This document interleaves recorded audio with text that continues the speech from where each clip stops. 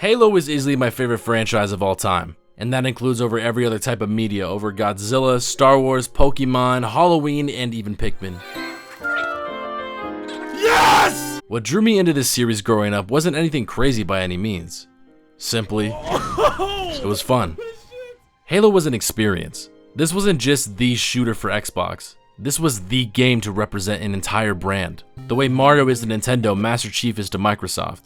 But times have changed.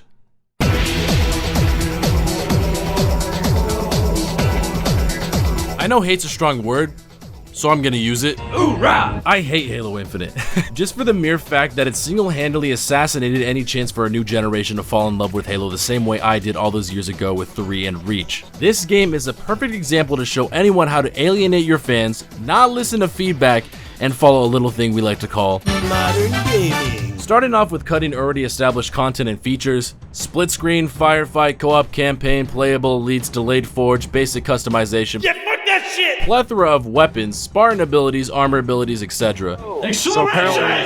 Despite what you may think of a good majority of these, because I know opinions really vary, especially with things like armor lock, fuck armor lock. My main point to take away from this is just the fact that when you take all these essential key items and game modes away from Halo, it doesn't feel like Halo anymore. Sorry, you can't ever play this game with your friends or siblings or loved ones in the same room. Why the fuck not? That feature is not a priority for us at 343 Industries. It seems like every step 343 takes with this franchise, like creating the Banish, they go ahead and fucking evade 300 yards backwards off a cliff and give us 10 maps over the span of a year and Forge stuck in purgatory. Just to preface, Halo 5 launched with 20 maps and Forge 3 months later down the line. And even back then, people were pissed about this, and rightfully so. Now imagine what it feels like that we're coming up on almost a year after release and we still don't even have co-op campaign. Seeing that Halo Infinite canceled. Oh, I actually wanted to talk about that. Thank you for reminding me. Very disappointed with 343 as per usual. But one thing they announced is that they fully canceled split screen. They said, throwing that shit in the toilet and flushing it. No more split screen.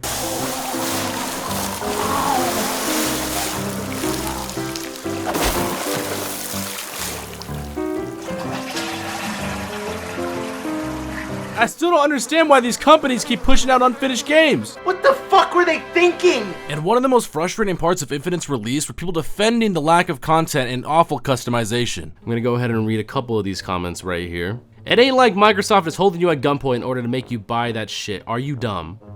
Yeah.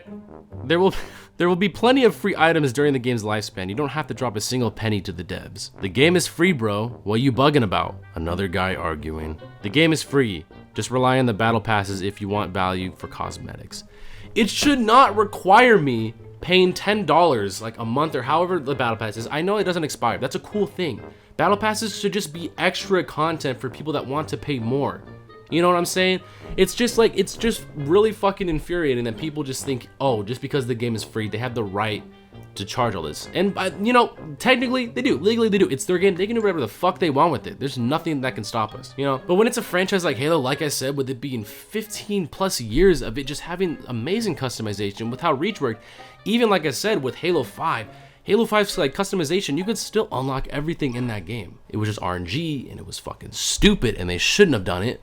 But you think they would have learned from it. No, they made it worse in every single way, and it's the apologists that are just holding this back. Don't expect less. You should expect more every time. To be fair, 343 decided to call this a beta when in actuality it was their entire game. Just not as good. Yeah, you know what I mean? Worse. Mm-hmm. Yeah. Lesser. Oh yeah, less than. Like, what's that? Below. And Halo 5 is something I want to bring up because the more I think about it, the more I honestly miss that game because it was fun. The multiplayer at least.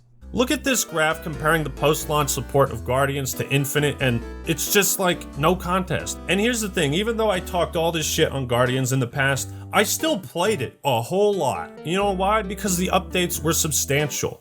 Even though I was displeased with certain aspects of the game, the new content was interesting and fun to play around with if for a time. And I completely agree. The chaos of Warzone, Warzone Turbo, Warzone Firefight, Fiesta, Blackout, these were all modes that just needed more fleshing out. But instead, they just get left on the cutting room floor and abandoned. It baffles me that 343 just doesn't use the criticism given out, especially by these YouTube giants that know their shit and are well respected in the community on top of it. Halo 5's maps, modes, vehicles, and overall multiplayer experience were way more of a step in the right direction than Infinite. That's right, I said it. Infinite's gameplay is near flawless. I will agree with that. It is so much fun for merging the two generations of Halo together. I think it does it seamlessly. But sadly, it's just kept down by the weight of failure that the rest of the game has to carry.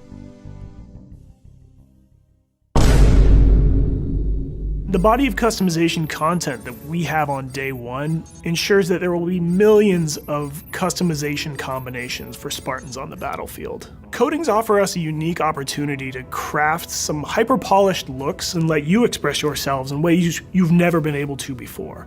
We're coming at this from a player-first mentality. So what that means is that there's no random loot in this. There's no loot boxes. It's very important to us that everyone understands exactly how they unlock customization content. And we have a variety of places where they can do that. We feel like we've got a pretty good selection at launch and what's going to be there for our fans.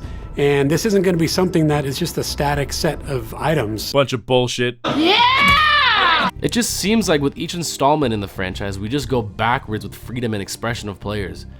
Now in Halo Infinite, I don't look at that cool guy with the armor set and say, wow, how'd he get that? It looks fucking beautiful. Now I'll see a guy with some cool armor and go, was it worth that $20? And that's just for one set of armor. That doesn't even count for like some colors or armor coatings, you know, as they're called, are only listed to certain armors. I mean, for example, coatings aren't even cross-core compatible, so if you buy a green coating, for example, for the Mark 7 core, you can't wear that on your Reach armor. That is locked to Mark 7. If you want to get the color purple, well, tier 41. If you want to get the color grey with a little bit of blue for Mark 5, tier 99, because that's Noble 6's color, so it's got to be ranked high.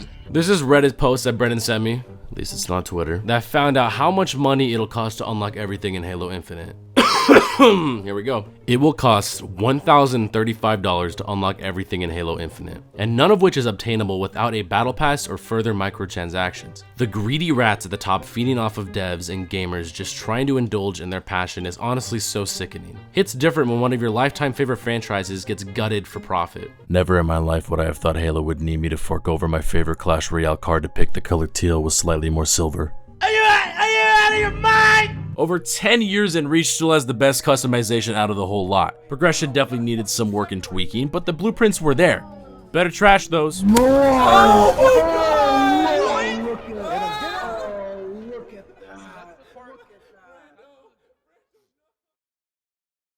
Mind-boggling decisions, lies, treachery, anarchy, modern gaming. Halo Infinite's name is simply just an oxymoron. A massive failure that was once a lit-up sign that indicated a brighter future was on the horizon.